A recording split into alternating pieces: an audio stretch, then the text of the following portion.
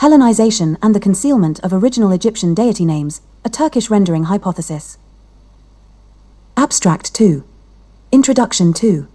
Linguistic evolution and hieroglyphic variability 2. Cultural context and Hellenization 3. The concealed origins of deity names 4. Real-world analogues of Hellenistic obfuscation, beyond Egypt 4. Analysis of Ptah 5. Extended analysis of Thoth, WTJ 5.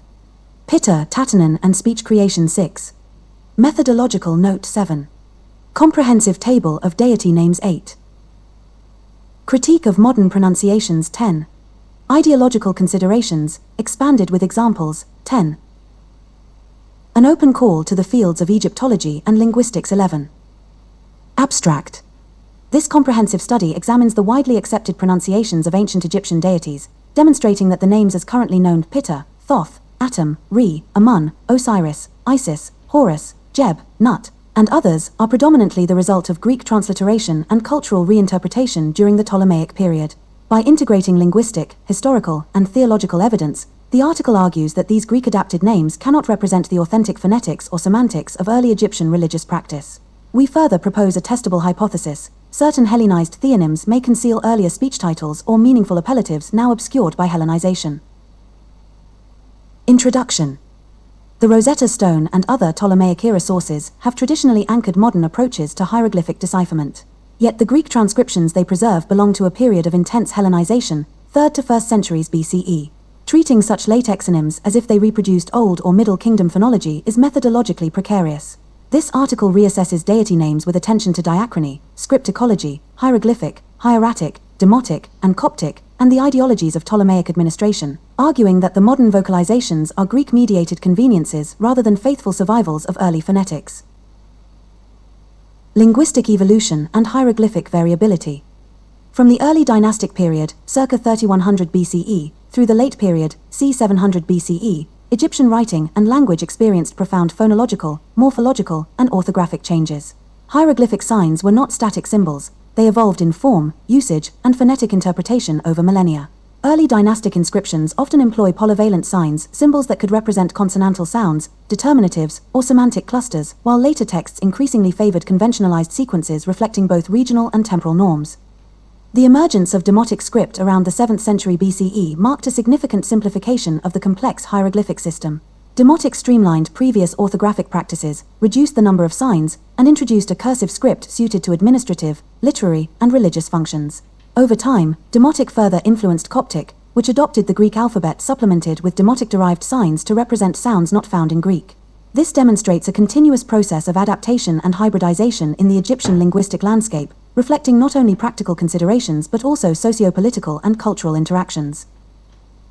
These long-term shifts illustrate a fundamental challenge for historical linguistics and Egyptology. Any attempt to retroject Ptolemaic Greek phonetic values used in the Hellenistic period to early dynastic hieroglyphic inscriptions is fraught with uncertainty. The sound values, segmentations, and syntactic conventions of 3100 BCE are fundamentally distant from those of the 3rd to 2nd centuries BCE. Consequently, reconstructions such as the Greek-derived Ptah, while convenient for Ptolemaic scribes, are unlikely to reflect authentic early dynastic pronunciations. Recognition of this diachronic variability is essential for any accurate interpretation of Egyptian divine names, titles, and theological texts. Furthermore, the interplay between semantic determinatives and phonetic readings complicates the issue. Hieroglyphic clusters often carry multiple layers of meaning simultaneously: phonetic, symbolic, and conceptual. A single sign could indicate a consonant, a related word, or an abstract idea, which means that Greek or later Coptic transliterations capture only one dimension of an inherently multi-layered writing system. Scholars must therefore approach Ptolemaic exonyms with caution, distinguishing between linguistic convenience and the original phonological reality preserved in ancient Egyptian sources. Cultural context and Hellenization.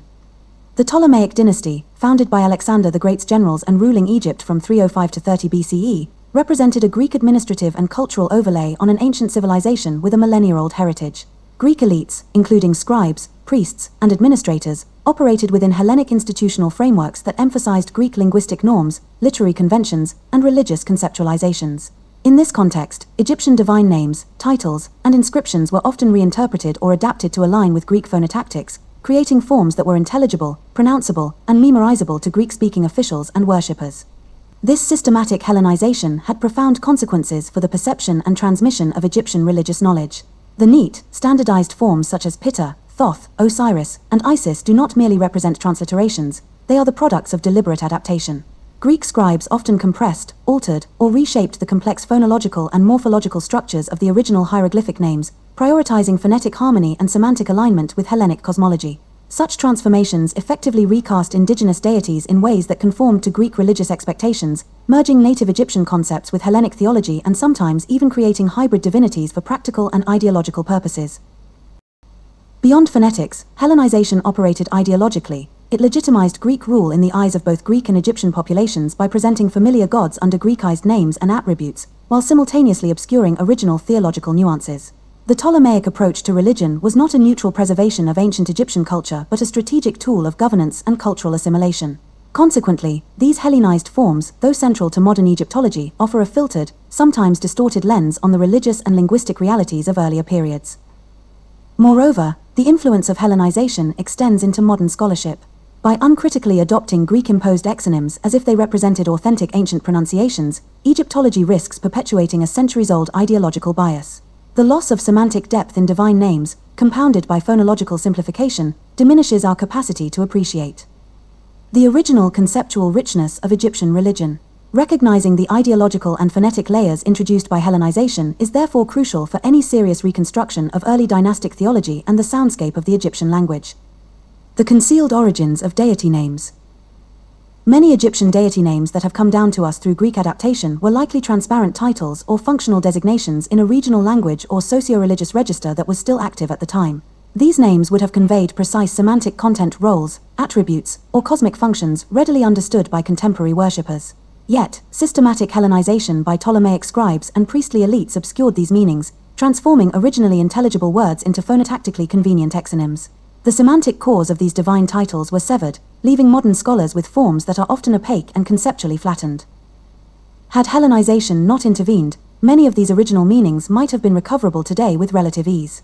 For example, designations such as Ptah, TATENEN, or Thoth may have carried multi-layered, meaningful content in their native linguistic context, now obscured by Greek phonology and orthography.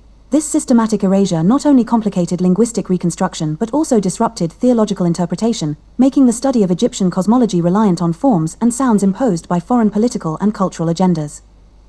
The persistence of these Hellenized labels in contemporary Egyptology and lexicons reflects a broader Greco-centric scholarly inheritance.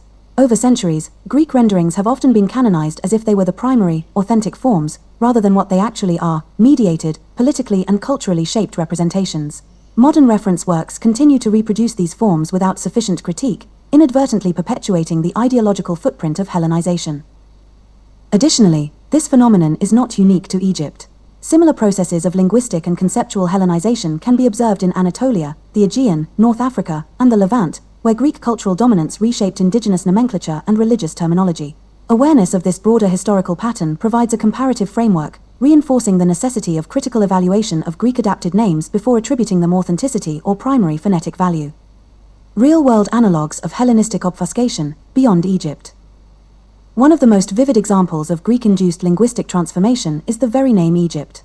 The ancient Egyptians themselves never used this designation. Their country was called Kemet, supposed to mean the Black Land, a term describing the fertile Nile floodplains. The Greek adaptation, Aegyptos, replaced Kemet, and over centuries this exonym became universally adopted as Egypt. This renaming was not a mere phonetic adjustment, it was a deliberate act of cultural and ideological appropriation, severing the indigenous linguistic link and obscuring the original meaning for millennia. This phenomenon mirrors the Hellenization of Egyptian deity names. Just as the authentic name Kemet was replaced, the original names of gods were transformed to fit Greek phonetics and concepts. Names like Ptah, Thoth, Osiris, and others bear little relation to the sounds or meanings used in ancient Egypt. They are constructs of Greek linguistic and ideological overlay.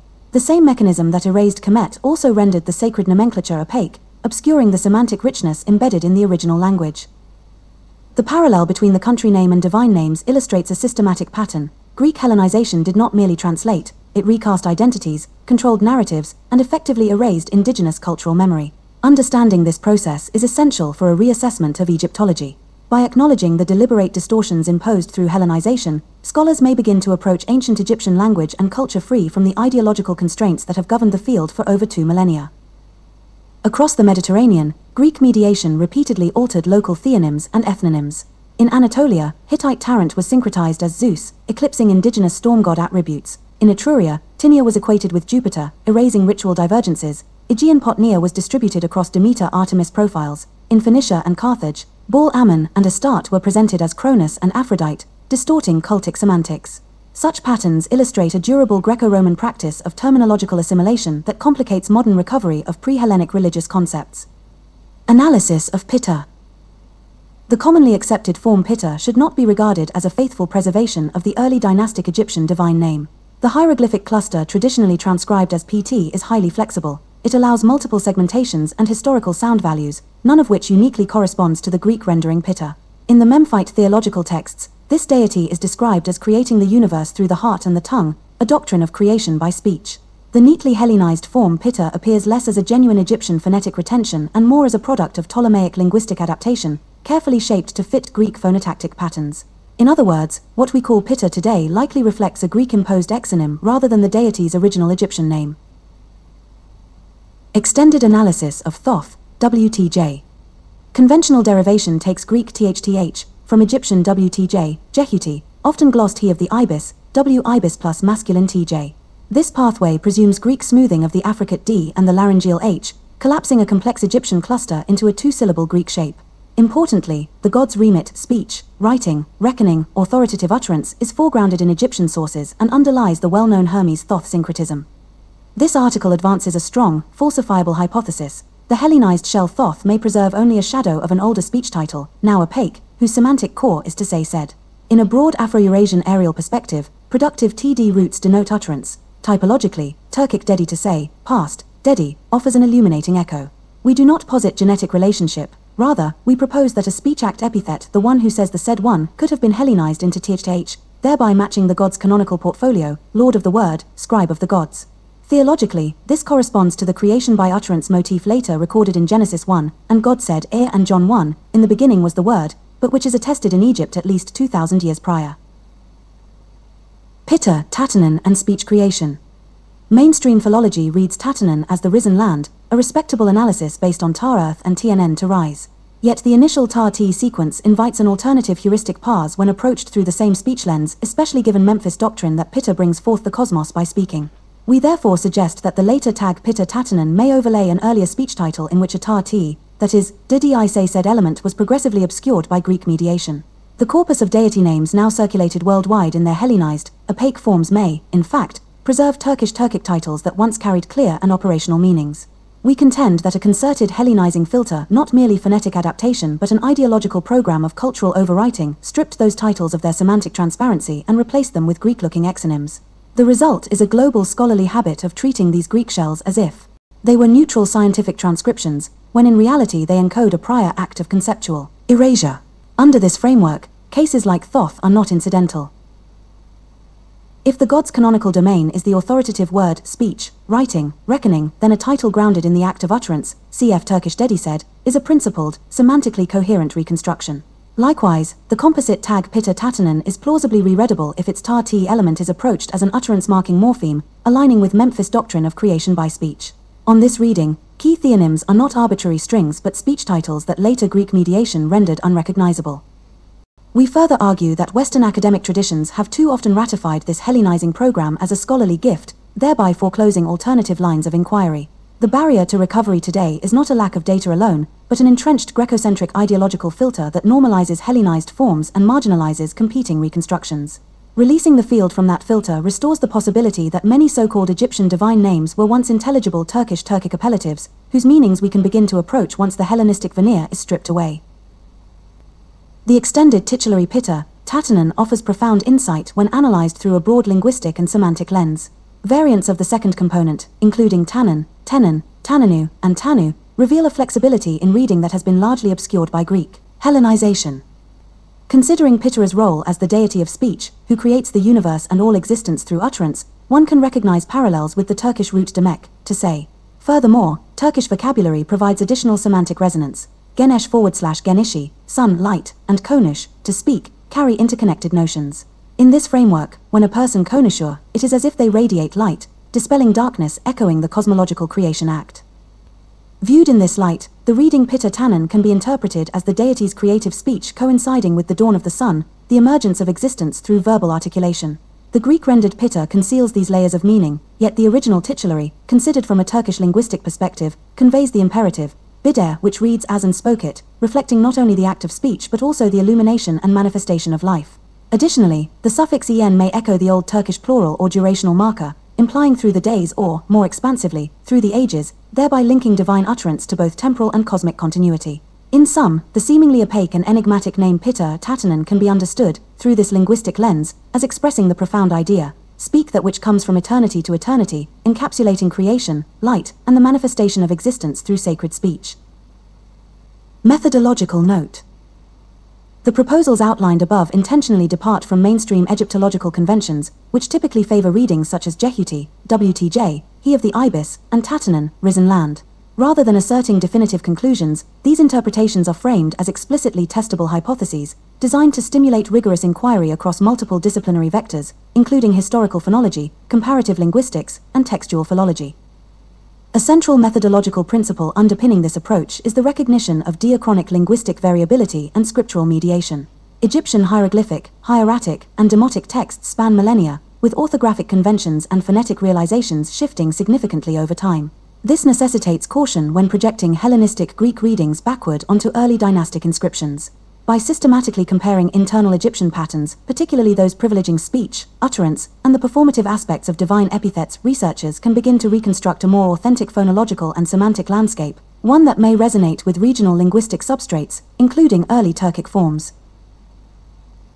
Key predictions emerging from this framework include the existence of non-Greek structural regularities within Egyptian nomenclature, reflecting indigenous linguistic organization and conceptual logic. Moreover, independent corroboration for early speech creation theology is observable in Memphite theological corpora, wherein deities are depicted as bringing forth the cosmos through articulated sound. Such evidence provides both empirical grounding and a cross-check against distortions introduced by later Hellenization. Finally, the methodological stance emphasizes comparative scrutiny and falsifiability. By situating these hypotheses within measurable linguistic, semantic, and philological parameters, scholars are invited to evaluate the robustness of the claims, propose alternative reconstructions, and integrate findings within the Turkic linguistic perspective. This approach transforms the analysis of Egyptian deity names from a static cataloging exercise into a dynamic, interdisciplinary investigation, capable of illuminating the original theological and linguistic logic underlying the texts while foregrounding the potential relevance of Turkic language connections. Comprehensive table of deity names. Alleged hieroglyphic, translit. Alleged Greek transcript, purported meaning correction. Turkish rendering, English translation. PT Ptah creator god, crafts, creation by speech. Bid'er. Say, it, then. WTJ Thoth wisdom, writing, authoritative word. Dedi said, and he said JTM. Atom primordial creator, completion totality. Atom my forefather, my founder. Ra solar deity, sovereignty. A wise man, sage, brave man, warrior, hero, conqueror. JMN. Amun, hidden 1 inch, the ban high god. SJRJZ Jade Osiris, afterlife, resurrection, kingship beyond death. Ishes. We shine, and we shined. JST Isis, motherhood, magic, throne symbolism. Ish his glow, his shine, his brilliance. Horus kingship, sky, protection. Horos the rooster, he who heralds the dawn. GB. Jeb earth god, consort. Broth to nut. Jeb, your earth. Jeb Ermek, to die, becoming earth. NWT nut sky goddess, celestial vault. Gok, tan sky. Critique of modern pronunciations. A diachronic examination of Egyptian scripts, from early dynastic hieroglyphs through late-period demotic, reveals profound phonological and orthographic shifts over millennia. When these indigenous forms are juxtaposed with Ptolemaic Greek exonyms, it becomes clear that the deity names commonly cited in modern scholarship are products of systematic Hellenization, rather than faithful reflections of original Egyptian phonetics. Greek phonotactics imposed structural constraints that inevitably reshaped the sound and morphology of these names, producing forms that were easier for Greek speakers to memorize and pronounce. As a result, treating forms such as Ptah or Thoth as direct phonetic windows into Old Kingdom or Memphite speech lacks evidential justification. The apparent authenticity of these Hellenized names is therefore largely illusory. They are ideological and linguistic overlays that obscure the underlying semantic and phonological patterns of the original Egyptian. Rigorous historical and comparative analysis must account for these distortions to avoid conflating Greek-mediated renderings with native linguistic reality. Ideological considerations, expanded with examples. The Greek adaptation of Egyptian deity names reflects more than phonetics. it embodies strategies of cultural assimilation and legitimization. Hellenistic scribes selectively reinterpreted deities to align with Greek categories, forging hybrid nomenclatures that persist in modern reference works. The same Greco-centric tendency, observable from Etruria to Phoenicia, systematically altered local religious lexicons, producing long-term losses for historical reconstruction. Recognizing these losses is prerequisite to any attempt at semantic recovery. The conventional pronunciations of key Egyptian deities, Ptah, Thoth, Atum, Re, Amun, Osiris, Isis, Horus, Jeb, Nut, are best understood as Greek-mediated exonyms. We argue that some of these forms may mask earlier speech titles, especially in domains where Egyptian theology centers the creative power of the spoken word. Replacing uncritical reliance on Greek labels with temporally layered, indigenous analyses promises a more accurate account of Egypt's religious and linguistic heritage. An open call to the fields of Egyptology and linguistics. The time has arrived to confront and critically reassess the entrenched assumptions that have long hindered genuine progress in our understanding of ancient civilizations. For over a century, scholarly inquiry has been constrained by the uncritical reliance on Hellenized, fictionalized, and etymologically corrupted divine appellations, designations devoid of verifiable material authenticity and lacking any living cultural resonance in the present day. This methodological error must now be acknowledged, and its perpetuation abandoned. History, culture, and language constitute the collective heritage of humankind. To safeguard this heritage, we must liberate these disciplines from the ideological and terminological constructs imposed through Greek Hellenization, constructs that have, for more than 2 millennia, confined this legacy to an intellectual obscurity akin to a locked cellar. If we, as scholars and custodians of human knowledge, fail to initiate this liberation, who else will undertake it? The path forward demands both intellectual courage and methodological integrity. It requires that we take the decisive first step toward dismantling this 2,000-year-old captivity and restoring historical narratives to their authentic foundations. Camille Cartel.